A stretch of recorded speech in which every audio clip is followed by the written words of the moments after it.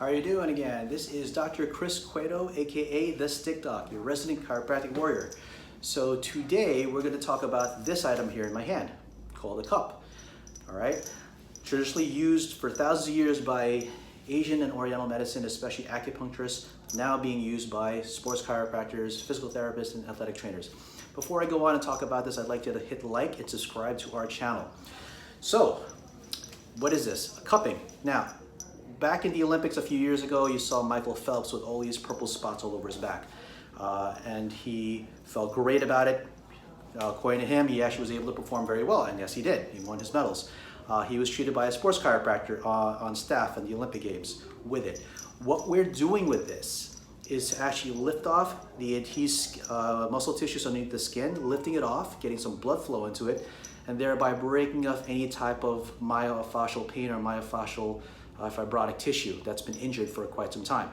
This is really used, again, for sports injuries, myofascial pain syndrome, muscle pain, muscle tightness, and so forth. It has been used and is still being used by acupuncturists for a different reason. So there is a difference between what modern day Western medicine methods using it for, as well as Asian Oriental medicine for thousands of years. Acupuncturists use this for releasing what they call chi energy. If you want more information about that, of course the philosophy is a little bit different there, you should definitely consult with an acupuncturist. We definitely have one here on staff, which is wonderful. So, getting back to this, we use this a lot for treating myofascial pain syndrome, for treating chronic injuries, and even some acute injuries as well. It's not just for athletes, it's definitely for regular folks too, but obviously there's going to be a few things that you need to consult with your healthcare provider in terms of your medical history, as well as any medications that might be contraindicated for using this. Yes, contraindication. Such as blood thinners, for example. So I'll be showing this with you with treating a specific knee injury or a chronic knee injury for a patient who has what we call patellofemoral syndrome, which is basically chronic tightness of the muscles within the knee area. His quads, IT bands, for example, these are key areas that we're going to be looking at and working with. So I'm going to move into that, but again, just a reminder, please hit subscribe and like. And feel free to visit our website at heraldsquarechiropractic.com. Okay, so this is Dr. Chris again. So, as I had talked about, the cupping, all right? Went over the introduction of its use back in traditional Asian medicine. Now this is more for sports rehab, physical therapy, manual therapy type, again, under the factor rehab system. So, this gentleman here has typical patellofemoral syndrome, and we have some tightness in his quads, hip flexors, all the way down, affecting to his knees. So we're going to be going into certain key areas here. So as I see here, obviously traditional, they used a flame to do the vacuum seal. Here we could just do just a normal cupping for vacuum seal with our gun. We'll do those a few times here.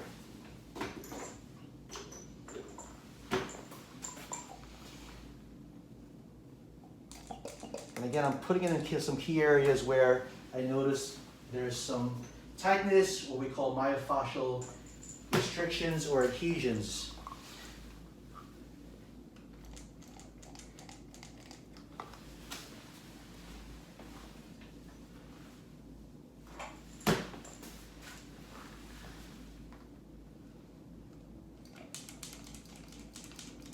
Some of them may actually fall off. I may have to reapply. At the end of this, you can kind of see some of the redness and bulging. Patient here may have some actually some deep circles or redness or bruising on those spots. Again, this is something we have to make sure we explain to the patient, especially after the treatment. Make sure he doesn't have any underlying conditions or taking any medications such as blood thinners that might actually make it more contraindication.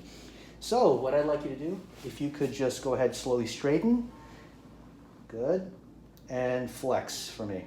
As far as you could go, okay? Is it a little painful? Okay. It's okay, all right. Some discomfort's gonna be going on as we're doing this, okay? Good, let's do about 10 of these, okay? That's about 4, slow please, slow and controlled. Really understand the movement, so extend, good, flex, far as you could go, as far as you could go. Good, good. Extend, straighten it out. Good, and flex. All right, good. Okay, so After he's done, we just take it out, such as so. You already can see some of the deep red circles here too. That might bruise a little bit. Again, something you always have to make sure you let the patient know about this. Now, how does it feel? Feels pretty good. We're gonna do a little bit more, some work with the instrument-assisted soft tissue manipulation, IASTM, under Factor. Of course, I'm using one of my favorite tools, the F4, or actually the F3. So same thing, extend and flex. And I already could feel a lot of it being loose already for him. Good. Keep going. Extend and flex. Good.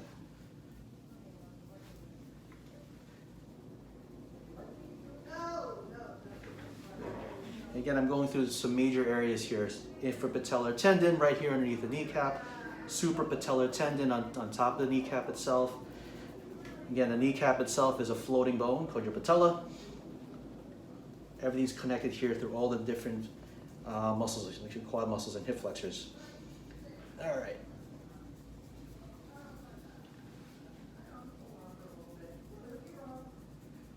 Good. And again, just flex it down. Good. Okay. All right. Go ahead. Let's see how that goes. Let's see, get that mobility here. Awesome. All right, we definitely got to work a little bit next time on your on some of your flexibility in the back. But feeling better? Yeah. Awesome. Okay, here you go. We got some mobility back. So we're gonna get into a few other things too post-treatment. So typically I go for stretching, do some recommendations for certain exercises, a lot of gluteus medius type of movement, gluteus maximus activation also. Probably get into a little bit of other things such as psoas release as well. So we're gonna get into all those on some other videos too. But again, I wanted to focus a little bit more on the therapeutic use in Western medicine in terms of using what we call cupping. Of course, we also call that myofascial decompression is the other terminology for Western medicine wise. Obviously, this is borrowed and taken from Asian Oriental medicine with cupping.